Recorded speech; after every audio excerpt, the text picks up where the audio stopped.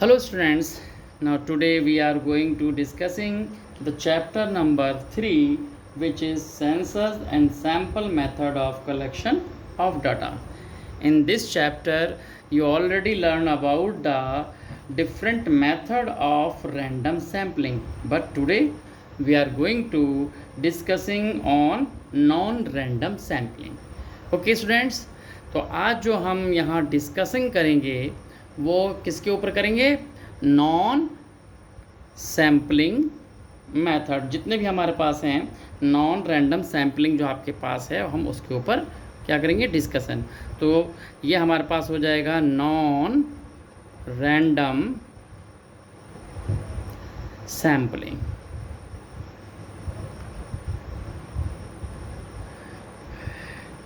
कि non random sampling क्या है, पहले भी आप समझ चुके हो कि जो हमारे पास सैम्पलिंग के मेथड्स हैं उनमें आपने रैंडम सैम्पलिंग समझा था, और आज जो हम ये डिस्कशन कर रहे हैं नॉन रैंडम सैम्पलिंग।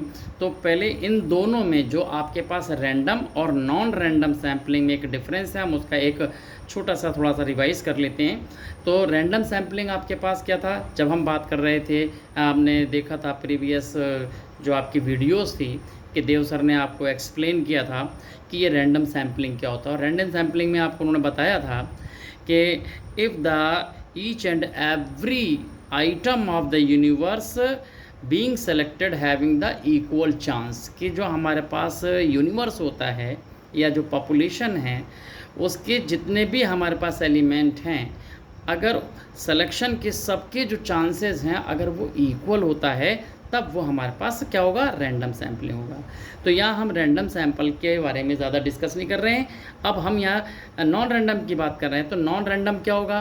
कि नॉन रैंडम का मतलब है कि जहाँ पर जो एलिमेंट हैं या जो आइटम्स हैं किसके? यूनिवर्स के, या हम यूनिवर्स को पॉपुलेशन भी बोल देते हैं। तो पॉपुलेशन के जो भी हमारे पास एलिमेंट हैं, अगर उनके सिलेक्शन के जो चांस हैं वो अगर इक्वल नहीं होते हैं तब वो आपके पास नॉन रैंडम सैम्पलिंग आपके पास कहलाता है। तो ओके, तो अगर हम इसको डिफ़ाइन करें नॉन रैंडम सैम्पलिंग, तो ये क्या है कि non random sampling includes all those method of sampling in which all the unit of the population do not having equal probabilities। Okay, तो जो हमारे पास क्या है, उनकी जो इक्वल प्रोबेबिलिटीज़ है वो आपके पास नहीं होती है। तो ऐसे जितने भी हमारे पास जो सैम्पलिंग मेथड हैं वो नॉन रैंडम सैम्पलिंग कहलाते हैं। तो इसके डिफरेंट मेथड हैं। तो सबसे पहले हम डिस्कस करेंगे इसका जो पहला मेथड है वो हमारे पास क्या है, उसे हम बोल देते हैं पर्पसिव। कौन सा मेथड है? पर्पसिव मेथड जो हमारे पास कहलाता है, फर्स्ट मेथड है पर्पसिव मेथड, या इसको हम बोल देते हैं पर्पसिव सैम्पलिंग। तो जो हमारे पास क्या है, पर्पसिव सैम्पलिंग, ये आपके पास रहती है। इसको हम डेलिब्रेट मेथड के नाम से भी जानते हैं, लेकिन आपको ये समझना है कि ये जो पहला मेथड पर्पसिव मेथड है वो आपके पास क्या है। ओके, तो पर्पसिव मेथड में आपको हमेशा याद रखना है कि जो इन्वेस्टिगेटर है, तो इन्वेस्टिगेटर क्या करता है, अगर उसके पास कोई भी टास्क है, मान लीजिए कि उसका कोई भी चाहे प्रोजेक्ट हो या कोई भी वर्क हो, अगर उसे कोई वर्क करना हो तो वो वर्क करने के लिए अपने जो सैंपल है उसको वो कैसे सेलेक्ट करता है? अपने मतलब के, अपने इंटरेस्ट के जो एलिमेंट है अगर वो उन्हें सेलेक्ट करता है जिससे कि उनका पर्पस सॉल्व हो जाए, तो वही आपके पर्पसिव जो सैम्पलिंग है। अब फॉर एग्ज़ाम्पल आप समझ लीजिए कि अगर आपके क्लास में कोई भी टीचर है, अगर उसे क्या करना हो, कोई उसका ऐसा टास्क हो जिसमें उसे मैथमेटिकली कैलकुलेशंस करनी हो, तो उसे किसी स्टूडेंट को या एक या दो स्टूडेंट को सेलेक्ट करना हो तो वो कैसे सेलेक्ट करेगा? क्या वो किसी को भी सेलेक्ट कर सकता है? ऐसा वो नहीं करता। क्यों? क्योंकि अगर उसने ऐसे स्टूडेंट को सेलेक्ट कर दिया जिसकी कि जो कैलकुलेशन है वो ज़्यादा अच्छी नहीं है, तो वो उसका पर्पस जो है टीचर का, या हम कहें यहाँ पर इन्वेस्टिगेटर की हम बात कर लेते हैं कि अगर इन्वेस्टिगेटर का जो पर्पस है वो कैलकुलेशन से रिलेटेड है, तो वो अपने जो सैम्पलिंग में ऐसे एलिमेंट को या ऐसे पर्सन को सेलेक्ट करता है जिसकी कैलकुलेशन फास्ट हो, जिसका जो एडिशन है, सब्ट्रैक्शन है, मल्टीपल का पोर्शन जो है वो अगर ज़्यादा अच्छा है तो वो उसे सेलेक्ट करता है। क्यों? क्योंकि ऐसा करने से उसका जो पर्पस है वो सॉल्व हो जाएगा। तो इस तरह से हम ये कह सकते हैं कि ये जो पर्पसिव सैम्पलिंग है वो पर्पस के यानी उद्देश्य के लिए या उद्देश्य को पूरा करने के लिए ही जो इन्वेस्टिगेटर है वो उसको यूज़ करता है। तो आपको समझ में आ गया होगा कि इन्वेस्टिगेटर क्या करेगा, पर्पसिव के अंदर हमेशा क्या करेगा उसको, कि उसे आप डिफ़ाइन करेंगे तो आप कैसे लिखेंगे कि purposive sampling is that method in which the investigator himself make the choice of the sample which is his opinion are the best representative of the universe, जिससे कि जो वो चाहता है उसको जो बेस्ट रिज़ल्ट है, उसका जो बेस्ट पर्पस है वो पूरी तरह से ठीक हो जाए, इसके लिए ही वो सैंपल को चूज़ करता है। तो ऐसा करने पर उसको आसानी से अपना जो ऑब्जेक्ट पूरा करना होता है वो कर पाता है। ओके, तो ये आपको समझ में आ गया। ओके, तो अब हम यहाँ बात क्या करते हैं इसके मेरिट की, कि हमारे पास जो पर्पसिव सैंपल है इसकी जो मेरिट्स हैं वो क्या हैं। तो मेरिट्स की अगर हम बात करते हैं तो मेरिट्स में आपके पास क्या होगा कि जो हम मेरिट में क्या होगा, हम उसकी क्वालिटी के बारे में बात करते हैं। तो यहाँ पर क्या होता है कि इस मेथड में जो इन्वेस्टिगेटर है वो क्या होता है, वो फ्लेक्सिबिलिटी को यूज़ कर लेता है। वो चाहता है कि अगर उसका कोई भी मतलब एलिमेंट अगर सही से चूज़ नहीं हो पाया है तो वो उसको चेंज कर सकता है। तो this method is known as a flexible method. तो पहला जो हमारे पास यहाँ पर रहता है मेथड, इसे आप क्या बोल सकते हैं कि जो ये मेथड है वो क्या है, फ्लेक्सिबल है। इसे हम बोल देते हैं फ्लेक्सिबल। ये मेथड जो होगा वो फ्लेक्सिबल मेथड होता है। तो आपको ये समझ में आ गया। क्यों? क्योंकि आपको याद होना चाहिए कि हर एलिमेंट की अपनी इम्पोर्टेंस होती है, उसका अपना सिग्निफिकेंस होता है। तो जो स्पेशल सिग्निफिकेंस है उसको यूज़ करने के लिए इन्वेस्टिगेटर जो है उसे यूज़ कर लेता है। तो ये फ्लेक्सिबल मेथड होता है। ओके, तो हमेशा याद रखिए कि इस तरह से क्या होगा, ये जो सिलेक्शन होता है वो आसानी से ऑब्जेक्ट को पूरा कर सकता है। इसी तरह से हमारे पास क्या कहें इस मेथड को, ये मेथड क्या होता है, बहुत ही सिंपल मेथड होता है। ये जो आप कह सकते हैं कि ये मेथड जो है वो सिंपल मेथड आपके पास आता है। सिंपल इसलिए कह सकते हैं क्यों? क्योंकि इसमें जो सिलेक्शन होता है वो अपनी मर्जी से होता है। तो इन्वेस्टिगेटर जो है वो आसानी से सैंपल को कलेक्ट कर लेता है और उसके बेस पर जो है वो अपना जो भी प्रोजेक्ट है, जो वर्क है, इन्वेस्टिगेशन है, उसे वो आसानी से कर पाता है। तो अगर हम ये 2 मेरिट लिख देंगे तो काफ़ी ठीक रहेगा। इसी के साथ हम इसकी डीमेरिट की भी हम बात करेंगे। तो डीमेरिट हमारे पास क्या है, तो देखिए डीमेरिट में, अब देखिए जो डीमेरिट है उसमें सबसे बड़ी कमी इसमें क्या होती है, इसमें सबसे बड़ी कमी होती है कि जो यूनिवर्स का जो एलिमेंट है या जो मेंबर है उसका जो सिलेक्शन है वो फेयर नहीं हो पाता। या हम ये कह सकते हैं कि इसके अंदर जो पर्सनल वॉइस है, पर्सनल वॉइस का मीन ये आप समझ सकते हैं कि हम इसको लिख सकते हैं कि पर्सनल जो वॉइस है उसे आप यहाँ नोट कर सकते हैं, या आप समझें पर्सनल अगर हम यहाँ पर बात करें तो ये पर्सनल वॉइस जो है हमारे पास क्या है, ये आपको अच्छी तरह से समझना है। पर्सनल वॉइस का मतलब है कि हम अपनी मर्ज़ी से जब किसी को सेलेक्ट कर सकते हैं। तो इसमें क्या होता है कि पक्षपात हो जाता है। पक्षपात का मीन ये कि हम अपने जान पहचान वाले ही जो एलिमेंट हैं उनको हम सेलेक्ट कर पाते हैं। फॉर एग्ज़ाम्पल मान लीजिए कि अगर कोई सिलेक्शन करना हो तो उसमें जो पर्सनल वॉइस है उसके बेस पर एक जो हाईली क्वालिफाइड है या एक अच्छा जो पर्सन है, डेलिब्रेट पर्सन है, वो सेलेक्ट नहीं हो पाता, और जो उसका रिलेटिव है या जो भी उसका परिचित है वो उसमें आपके पास आ जाता है।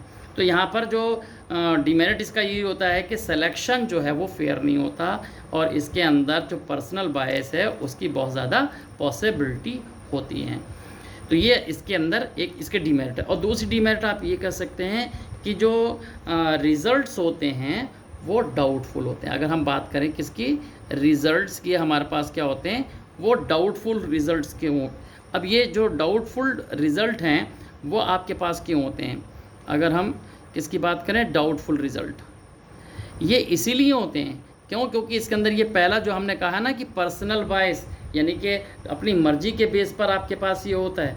तो जब इस तरह से हमारे पास क्या होगा कि इन्वेस्टिगेटर अपनी मर्ज़ी से सिलेक्शन कर लेता है और वो फेयर भी नहीं हो पाता, तो उससे जो हमारे पास जब हमने सैंपल को ही गलत चूज़ कर लिया, तो उसमें क्या होगा कि रिज़ल्ट्स भी वो बहुत ज़्यादा अच्छे नहीं होंगे। तो ये जो रिज़ल्ट अच्छे नहीं हैं, तो इसका मीन क्या है कि जो आपके पास जानकारी होगी या जो भी रिज़ल्ट्स आपके पास अगर इनकम्प्लीट है, तो वो जस्टिफ़ाई नहीं करते आपके ऑब्जेक्ट को, या आपका जो पर्पस है उसको पूरा नहीं करते। तो ये इसकी डीमेरिट्स आपके पास रहती है। तो अगर आप 2 इसकी मेरिट और 2 डीमेरिट्स आप इसकी करते हैं, तो ये आपके पास एक कंप्लीट आपका पास है कि ये आपका फर्स्ट मेथड हो जाता है पर्पसिव सैम्पलिंग। इसी के बाद हम इसके अंदर सेकंड जो हमारे पास मेथड होता है, उसे भी आप ज़रा स्टडी करें कि वो हमारे पास क्या होता है। इसे हम बोल देते हैं स्ट्रेटिफाइड। ये जो हमारे पास क्या है, स्ट्रेटिफाइड, ये हमारे पास क्या होगा, स्ट्रेटिफाइड मेथड। तो याद रखें कि ये स्ट्रेटिफाइड मेथड क्या है, इसको आप ज़रा समझ लीजिए। Stratified method, okay. तो स्ट्रेटिफाइड सैम्पलिंग ये हमारे पास क्या है, इसको भी आप समझ लीजिए। देखें ये हमारे पास क्या है। तो स्ट्रेटिफाइड सैम्पलिंग है, ये हमारे पास क्या रहेगी, ये आप समझ लीजिए कि जब हमारे पास क्या होता है कि जो आपका फील्ड है, जो इन्वेस्टिगेशन का जो फील्ड होता है, अगर वो काफ़ी लार्ज होता है, तो अगर उसके अंदर पॉपुलेशन, ये जो हमारा यूनिवर्स है या पॉपुलेशन है लार्ज है, उसके अंदर डिफरेंट कैरेक्टर्स हैं, तो उन्हें हमें सबको हमने अपनी स्टडी में क्या करना है, इन्वॉल्व करना है। तो जब इस तरह का हमारे पास क्या होता है, यूनिवर्स होता है, तब हम क्या करेंगे कि ये स्ट्रेटिफाइड सैम्पलिंग को यूज़ करते हैं। इसको हम क्या बोल देते हैं, मिक्स्ड भी हम इसको यूज़ कर लेते हैं, कि मिक्स का मीन भी वही है जो स्ट्रेटिफाइड का मीन है। अगर आप लिख करके इसे आप यहाँ पर लिख दें कि ये मिक्स्ड जो सैम्पलिंग है वो कहलाती है, तो आपके पास सही है। तो आप इसे ज़रा समझ लीजिए कि इसमें क्या होगा कि जब आपका यूनिवर्स, उसका जो करेक्टरिस्टिक्स है वो कैसा है, if the universe having the different character and having the large numbers of item, तब हम इस मेथड को यूज़ करते हैं। तो इस मेथड में जो हमारे पास जो हमारा पूरा जो जिसे हम यूनिवर्स की बात करते हैं, जो ज़्यादा बड़ा है, हम उस यूनिवर्स को हम छोटे छोटे पार्ट्स में डिवाइड करते हैं, ग्रुप में डिवाइड करते हैं, और इस पार्ट को या ग्रुप को हम क्या बोलते हैं, स्ट्रेटा बोल देते हैं। इसलिए इसको हम स्ट्रेटिफाइड बोलते हैं। तो हम जो पॉपुलेशन है उसकी डिफरेंट कैरेक्टरिस्टिक्स के बेस पर हम पूरे जो भी हमारे पास यूनिवर्स है उसको हम डिफरेंट ग्रुप्स में क्या करेंगे, डिवाइड कर लेंगे, और फिर उस जो डिफरेंट ग्रुप हैं उसके अंदर जितने भी डिफरेंट कैरेक्टर्स हैं उनके बेस पर जो है हम उसको डिवाइड कर लेंगे, और फिर ईच जो हमारे पास जो स्ट्रेटा है, ईच स्ट्रेटा का मतलब जो ग्रुप हमने डिवाइड किए हुए हैं उनमें से फिर हम सिलेक्शन करते हैं, और उसमें से सेलेक्ट करके एक सैंपल बना लेते हैं। अब इस सैंपल के बेस पर हम जो रिजल्ट्स हैं वो कैलकुलेट करते हैं। तो जब हम इस तरह की जो डाटा है, इस तरह से हम कलेक्शन है, इस कलेक्शन को हम बोल देते हैं स्ट्रेटिफाइड कलेक्शन, या फिर ये जो सैम्पलिंग है वो स्ट्रेटिफाइड कलेक्शन आपके पास कहलाता है। और अगर आप इसे डिफ़ाइन करेंगे तो डिफ़ाइन करते समय भी आप इसके अंदर क्या लिख सकते हैं, नोट कर सकते हैं कि according to this method of sampling population is divided into different strata having different characteristics, and some of the item are selected from each strata so that the entire population get represented। तो आपको ये mean समझ में भी आ गया होगा इसका कि जब आपके पास जो यूनिवर्स होता है उसके डिफरेंट कैरेक्टर्स होते हैं, तो उन्हें सेलेक्ट करने के लिए हम डिफरेंट ग्रुप में डिवाइड करते हैं, और उस डिफरेंट ग्रुप से फिर हम उससे डाटा पूरा एक कलेक्शन कर लेते हैं, और जिससे हमारे पास क्या होता है कि जो रिज़ल्ट्स हैं वो मिल जाता है, क्योंकि जो सैंपल है वो पूरे यूनिवर्स को रिप्रेजेंट करता है। ओके, तो ये हमारे पास समझ में आ गया। अब इस मेथड में भी हम वही बात करेंगे जैसे हमने पहले मेथड की बात की थी कि इसकी मेरिट क्या होगी।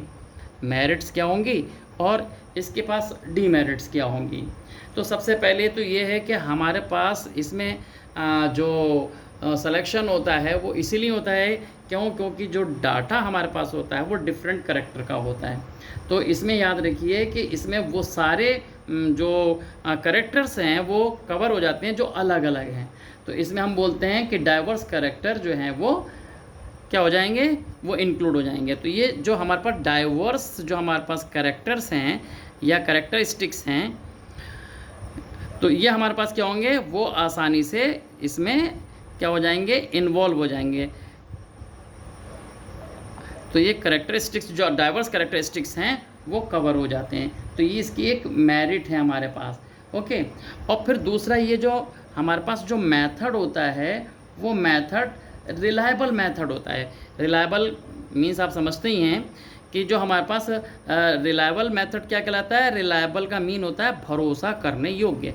तो ये जो स्ट्रेटिफाइड मेथड से हम जो भी रिजल्ट्स निकालते हैं वो रिलायबल यानी कि भरोसा वाले मेथड्स होते हैं, उन पर हम विश्वास कर सकते हैं, उन पर हम भरोसा कर सकते हैं। तो ये आपको समझ में आ गया।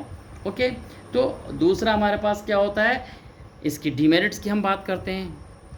अब जब हम डीमेरिट्स की बात करते हैं तो डीमेरिट्स में आप देखिए कि ये जो मेथड है, क्योंकि हम क्या करते हैं, इसको स्ट्रेटा में डिवाइड करते हैं और फिर दूसरा सिलेक्शन करते हैं, तो ये कॉम्प्लेक्स मेथड है। इसे हम क्या बोल देते हैं, ये कॉम्प्लेक्स मेथड हो जाता है।